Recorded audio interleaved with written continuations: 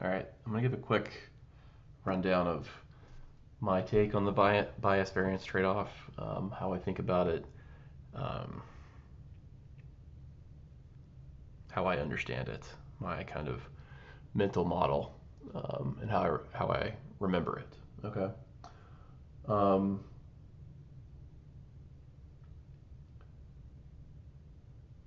okay. So, I guess let's start by um, considering um, a single data point. Okay. And considering, there's some population of like data out there. Any sort of training data set that you get your hands on that is just a sample from it. The population is like you can think of it as like this infinitely large pool of data. It has some kind of, probability distribution. Um, and your training data set is just a sample, a draw from it, right? So um, let's consider like if you can't do this in practice typically, but like if you, let's say you could take many draws, many samples from that population, train a model, and then predict on that same data point. So maybe you do this like 100 times.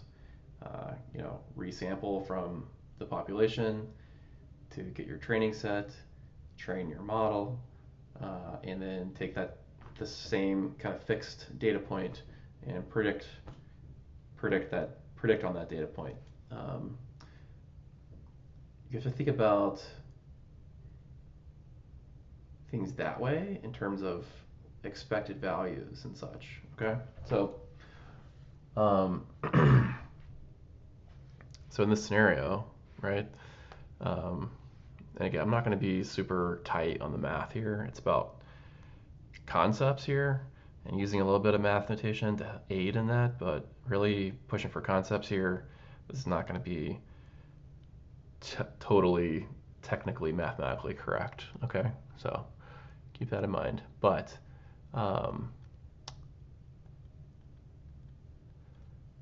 let's see, is the expected value of yeah, we'll just call it like, we don't have consistent notation here, but your model is going to be denoted as f of x here. X is that fixed data point. Fixed.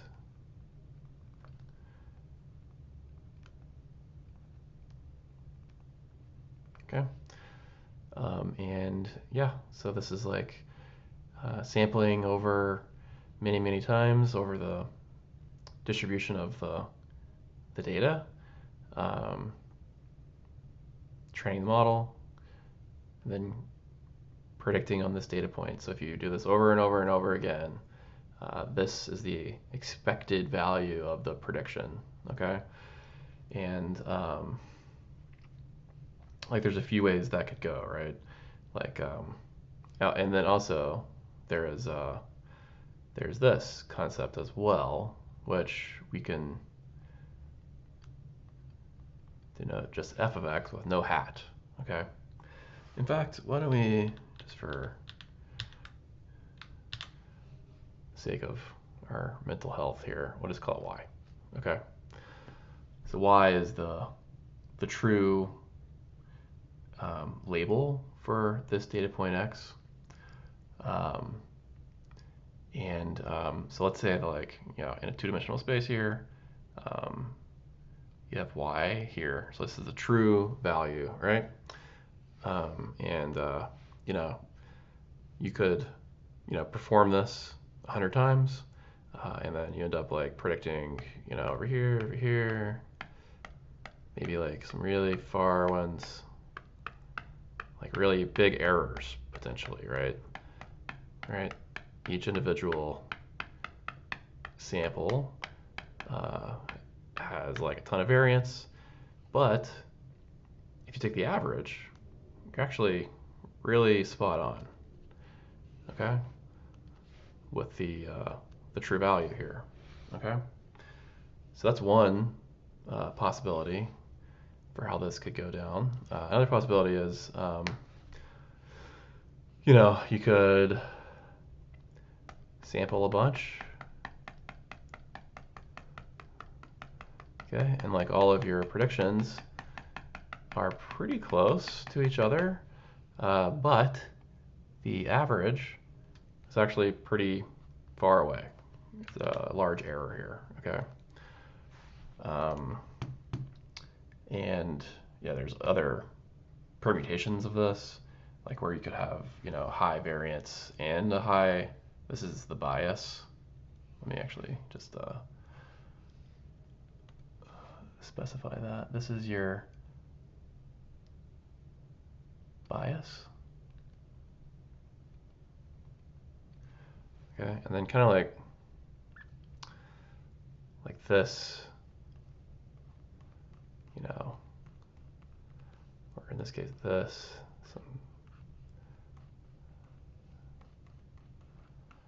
this is like your variance, okay? Just conceptually, like how spread out these predictions are is your variance. The bias is how far away is your expected prediction from the true prediction. And in practice, there's a trade-off here where typically models with low bias, low variance, meaning that you can sample many times your data set and train that model, and that the model's prediction on that data point is not going to change much, tend to suffer from having like a high bias problem versus more complex, higher capacity, more parameters type of models. They suffer from potentially overfitting, and so like as you sample your training data set over and over and over again, you're going to see these high power models are able to really weave into the space of the data and fit the data really well. And so like your individual, like your prediction for this data point for each model could be quite a bit different because it's really fit to kind of specifics, nuances of that particular sample data set. It's able to, this high power model can shift and adapt to smaller deviations and differences. It's able to fit into that data more. So then when you resample a new training set, it's fit really closely to that one too.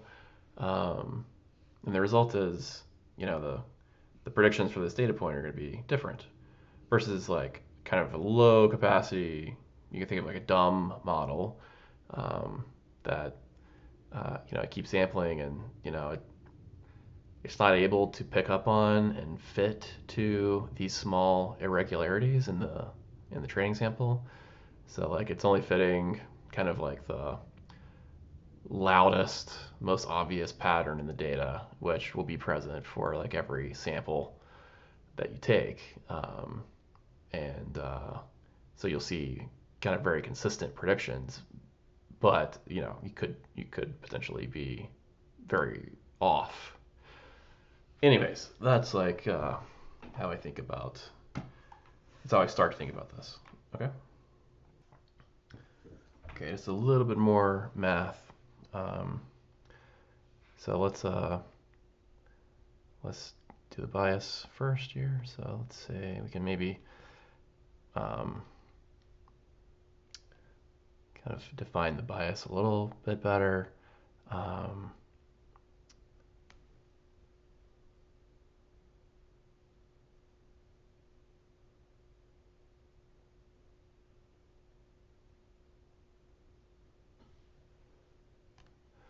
I think we can say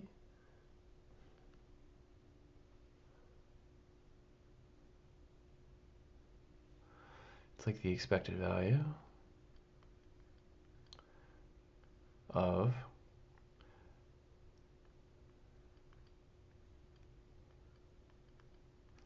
your model's prediction. The difference with the true label, okay? Which you can see here, like this for this orange model, this is like your f of x. Okay, this is the expected value. It's horrible, but get the point. Okay, and you know, y is a constant, so we could rewrite this if we needed to expected value of your model's prediction minus y. Okay, so that's the bias. Variance.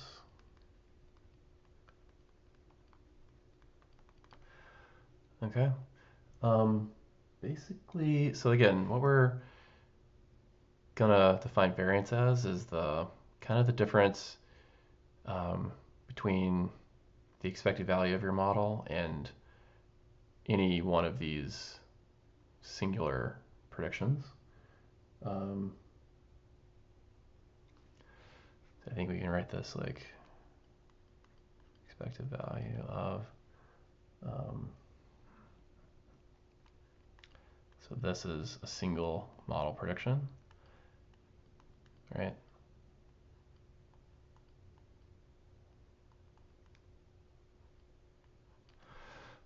This is a single model prediction. Let me actually just single.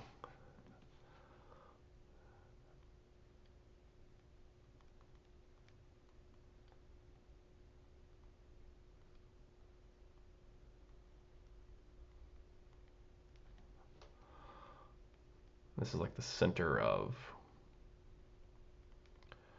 all model predictions. Okay. And again, that's, you know, something like, you know, you could visualize that as, you know, I don't know if the mean of this, I don't know, it's like distance out here like this, you know. Well, actually, since we have, this would be the variance. It's the variance of this one, right? Variance. Okay.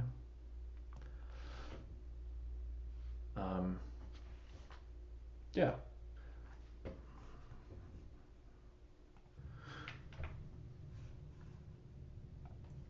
Okay. So a little bit more intuition and explanation here. So let's say you have kind of some data like this. Okay. Going to be kind of flipping back and forth between, like, is this a sample of the data or is this the like true population of the data? You know, I think you could say here, like,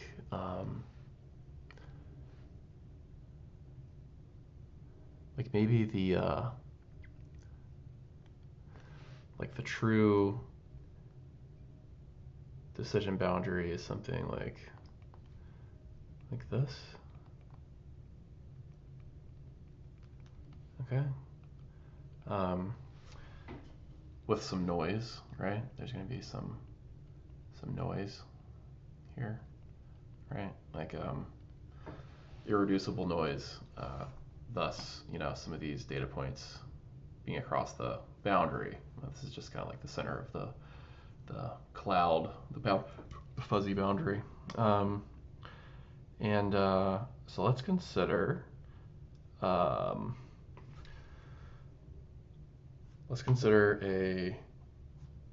logistic regression, okay?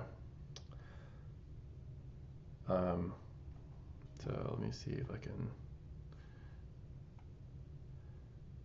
let me make this a different color. How's that? Wait, didn't change color. Okay, so this is your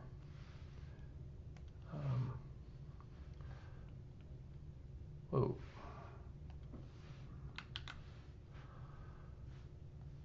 This is your logistic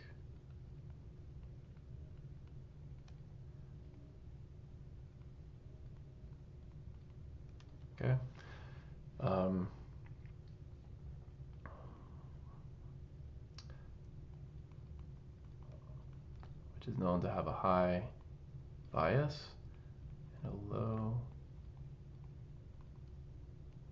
variance. Okay. So, and let's our single data point we're going to think about, let's make it this one. Oh, I don't like the background like that.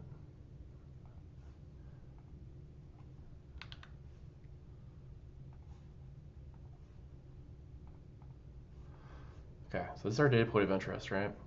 Fixed data point that we're going to think about here, okay? So,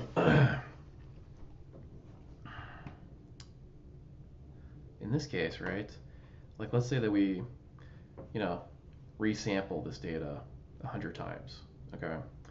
Logistic regression can only ever learn a linear decision boundary in the space. That's kind of just the way the model is designed. It's a linear model. So the best I can do is a straight line through the space. And so its ability to like fit this data is actually like pretty poor. We actually know in this case, we wouldn't know in practice, but in this toy example, we know that the true decision boundary is not linear here. So anyways, logistic regression is going to do its best. And, you can only fit, like I said, kind of like the loudest, strongest, most obvious patterns in the data. So if you resample all this data over and over and over again, like you may see like, things like shifting over, left, and like this will change a little bit. Okay, like each time, like this is going to look a little bit different. Okay, but overall, you're going to see like a large mass of blue dots in this area and green data points in this area. And so pretty much every time, logistic regression is going to find pretty much the same hyperplane in here, okay? It might change a little bit, but overall, it ain't moving much, right? So, it's actually going to get this point wrong.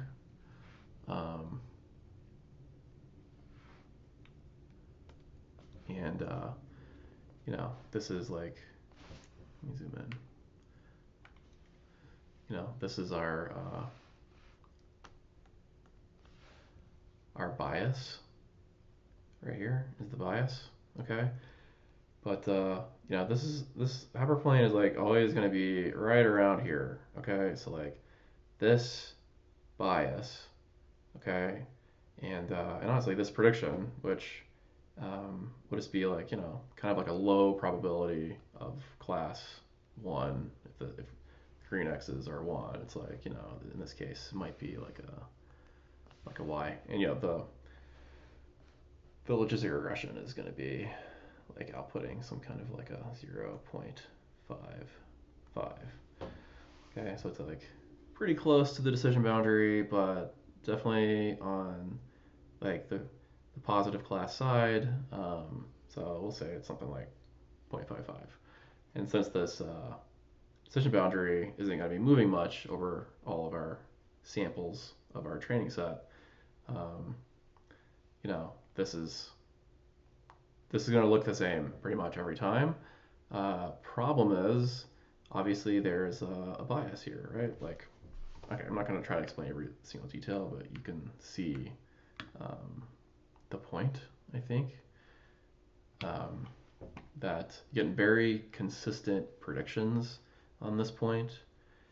So it's like this orange here, but they're all wrong.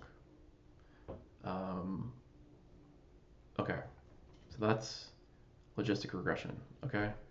So now let's talk about a model that has low bias but high variance, okay? I don't even know what color I'm going to use for this.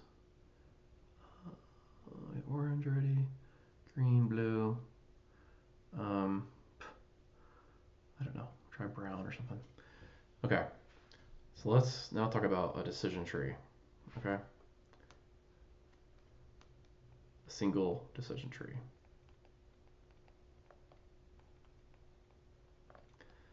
Okay, it has low bias and high variance. Okay, and what's the decision boundary? Like, if you let it fully grow, right? You know, again, I'm not gonna draw this exactly, but your decision boundary is gonna look something like this. You know, pretty jagged. Okay. But notably, like, fitting pretty closely to the data. Okay. And actually, maybe I should just, let's see, maybe in this case, a decision tree could, you know, perfectly fit our data like this. Actually, don't know if it can do this or not, but let's just kind of assume that it can. Okay. So that's a decision tree boundary, right? You know, in this case, it did fit that pretty well. But you know, you can imagine that as you resample this training data set over and over, there's going to be, you know, these, it's going to look a little bit different every time. And so, like, you know, your decision boundary like might change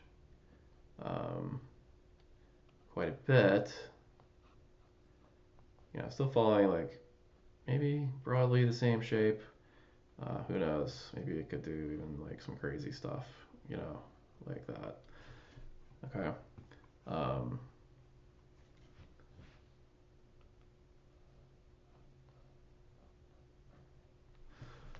Okay. So, you know, this model has a lot higher capacity, and so what I'm showing here is that it's, you know, fitting these like small irregularities in the sample each time, and so there's like quite a bit more variation in the decision boundary, right? And then, like, let's say you take like all of the predictions for this data point and average them together, you're going to end up pretty close to that data point. Okay, the average prediction across all these trees is going to be like pretty close to the true value. But any individual one of these trees may have like a high variance. So like basically we're saying that, like, you know, the expected value of the model's prediction is going to land right on top of the true value. But any individual model's prediction is expected to be like fairly off, fairly far away from, again, the center of all of that, right? Okay. So now let's getting close to wrapping this up. Let's talk about bootstrapping real quick. Okay, so like in real life, you usually only have, you know, one data set. You can't just go back to the pool and keep drawing over and over. That'd be great if you could.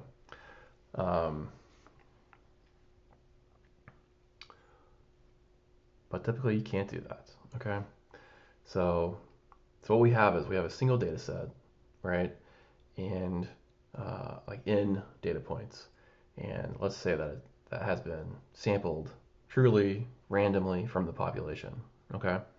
Now in practice, that is like questioning whether or not your data set is actually truly a random, like pure sample from the population is a really, really important thing to think about and get right. And like I would argue that's the type of thing that, you know, a machine learning engineer spends most of their time on in practice, is like that type of detail. And from a, you know, product and engineering perspective and for a specific use case, like answering that question and getting that part right, like are we actually sampling from the true data distribution that takes many different faces, many different forms, present many different challenges. So this is theoretical, so let's get back to theoretical and assume that we have sampled the distribution randomly and that we have a good amount of data points. Okay. All right. So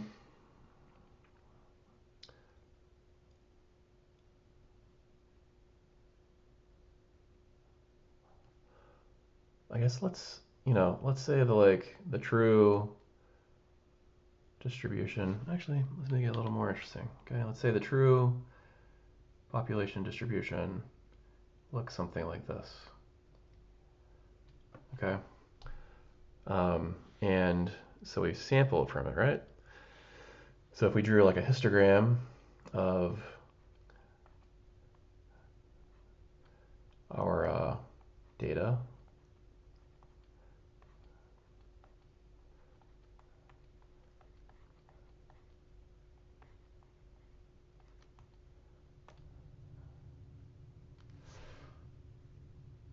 I don't know if that really quite gets the point across, but basically what I'm trying to show here is that, like, again, you don't know this true distribution, but assuming you sampled a lot of data and you sampled it like truly randomly from it, and then you like create a histogram of your sample, there's gaps, right? Like there's gaps right here, lots of gaps. Like in some cases, this histogram is not matching with, and maybe in some cases you have like some going over.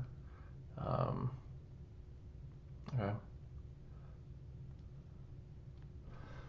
It's not a perfect fit, but the point is, and the key to bootstrapping is that like your sample should represent, like that histogram should look a lot like the underlying true population distribution. So given that you can't go back to the well and sample another data set, you can actually bootstrap your data set you have to kind of simulate additional draws from the underlying data set.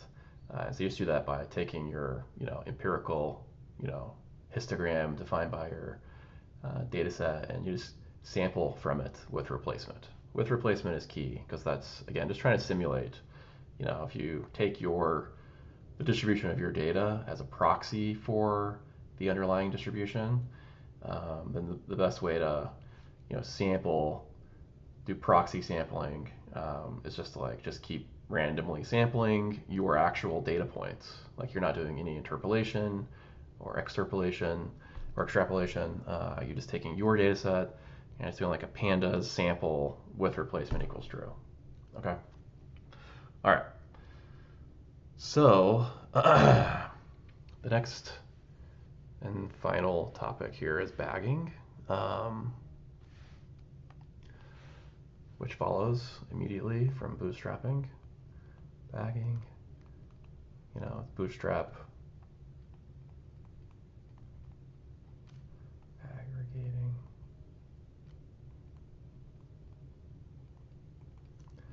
Okay. And let's take the random forest model.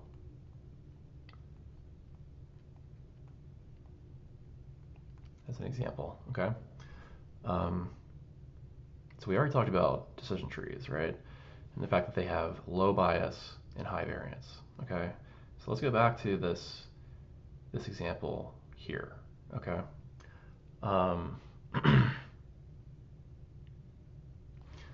way I like to think about this is,